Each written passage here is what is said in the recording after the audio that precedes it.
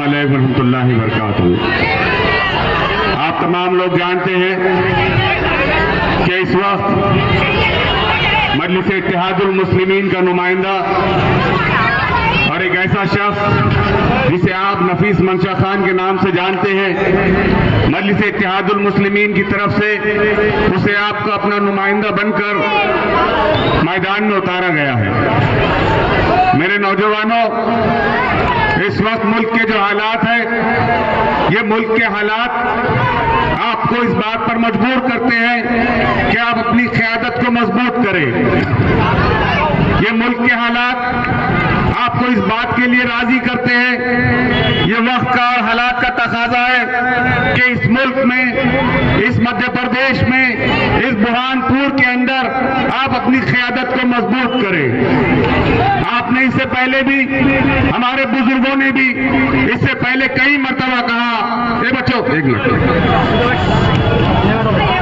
इससे पहले यहाँ जितने नौजवान खड़े हैं, मैं समझता हूं कि आपके वालिदैन ने इस बात की कोशिश की थी कि बुरहानपुर में कोई मुस्लिम क़यादत खड़ी की जाए, लेकिन ऐन वक्त पर, इलेक्शन के मौके पर आपको नोटों के बदले खरीदने की कोशिश की जाती है।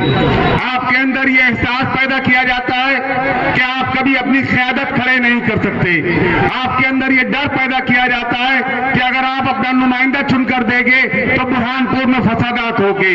आपके अंदर यह खौफ पैदा किया जाता है कि आपके बुरहानपुर में इतने वोट ही नहीं है कि आप अपना नुमाइंदा चुनकर दे सकते हैं। मेरे नौजवानों और दोस्तों, यही डर, यही खौफ और यही एहसास औरंगाबाद के मुसलमानों में बार बार कांग्रेस ने हमारे अंदर डाल दिया था। हमें यह एहसास दिलाया जाता था कि तुम सिर्फ एक बिरयानी की प्लेट के हद तक हो, तुम्हारी हैसियत एक बिरयानी की प्लेट है, हम जब चाहे तब तुम्हारे वोट खरीद सकते हैं। लेकिन यकीन जानिए, अल्लाह रब्बुल इज्जत ने हमारे दरमियान असदुद्दीन ओवैसी साहब एक ऐसे हमारे ख़ायती शख्स में हमारे दरमियान भेजा कि जिसने हमारे अंदर से इस एहसास को और इस खौफ को बाहर निकाला कि तुम्हारा नुमाइंदा तुम नहीं चुन सकते हैं। वक्त और हालात इस बात की आपके लिए इजाजत नहीं देते कि हम अपने आप को शहरी और अंसारी के इसके अंदर बांट दे, इसके अंदर तकसीम कर दे।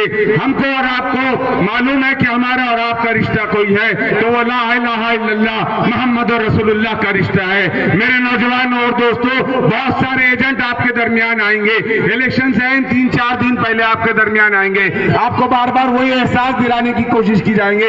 लेकिन आप ये सोच लीजिए कि आप नफीस मंशा खान को वोट नहीं कर रहे हैं, आप नफीस मंशा खान को वोट नहीं कर रहे हैं, आप उस शख्स को वोट कर रहे हैं जो गली गली और दर दर घूमता है, जिसे आप और हम असदुद्दीन ओवैसी के नाम से जानते हैं।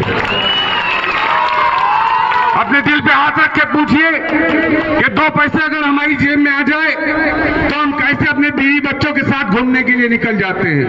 हमें किसी की फिक्र नहीं होती है, लेकिन अल्लाह ने उस शख्स को इतना नवाजा है कि उसकी 7-10 नस्लें बैठकर खा सकती है।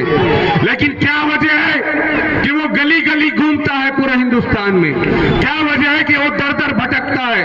क्या वजह है कि वो आपके सामने झोली फैलाता है? वो इसीलिए मेरे नौजवानों और दोस्तों कि वो शख्स चाहता है कि इस मुल्क में हमारी अपनी क़यादत खड़े हो, हम वोट बैंक बनकर ना रहे बल्कि हम सत्ता में हिस्सेदार बने, और जब सत्ता के फैसले हो तो हमारी भी हिस्सेदारी हम वहां से हासिल कर सकें। यही वजह है, वो भी चाहे तो बहुत पुरसुकून और ऐश की जिंदगी गुजार सकता है। तो ये डर और खौफ से बाहर निकलिए। जिस तरीके से मुसलमानों ने औरंगाबाद में मुत्तहद होकर तकरीबन 30 सालों के बाद MP इम्तियाज जलील साहब को दिल्ली पहुंचाया। मेरे वालिद कहते थे कि उनके जवानी में जो था मुस्लिम क़यादत हुआ करती थी, पिछले 30 सालों में, 35 सालों में कभी मुसलमानों ने अपनी क़यादत को खड़े नहीं किया। लेकिन इत्तेहाद की ताकत रखिए, अपनी क़यादत पर भरोसा कीजिए। बहुत सारे लोग आपके दरमियान नोट बांटने आएंगे, इलेक्शन के वक्त नोट बटेंगे आपके दरमियान। औरंगाबाद में भी बहुत नोट बटते थे, वो नोट लेकर भांजा खरीदिए और इलेक्शन के दिन पतंग उड़ाइए। बहुत बहुत लूटा इन्होंने आपको।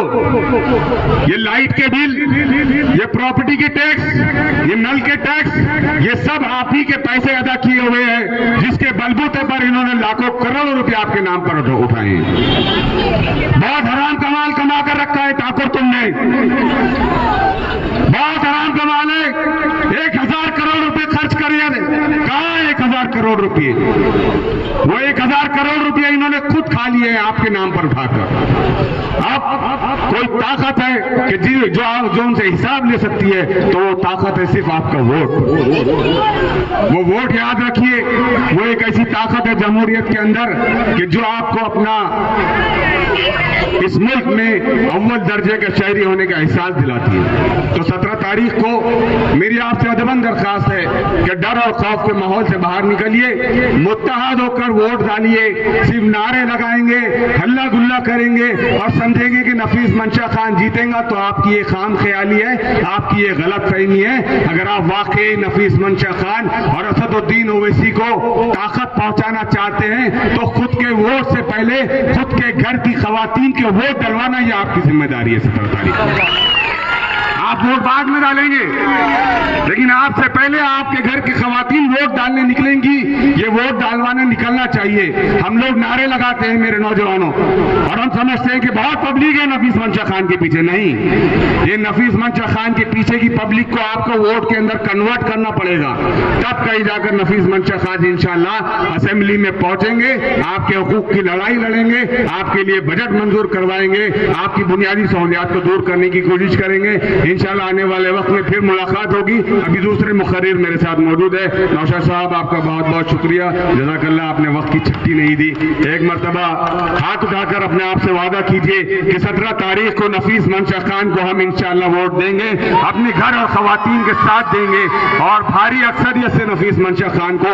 और ये मासूम बच्चों को, ये जब नौजवान होंगे, ये अपने बाप से पूछेंगे कि अब्बा तुमने इस शहर में अपनी क़यादत को परवान चढ़ाने के लिए क्या किया था, तो कम से कम आपके ज़मीर के पास, आपके पास ये जवाब होगा कि बेटे हमने कोशिश की थी कि इस शहर में अपनी क़यादत को मजबूत करें।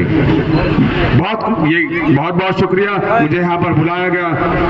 इमरान खान साहब बहुत कोशिशें करते हैं, शहर सदर है, मजलिस के साथ मजबूती के साथ जुड़िए।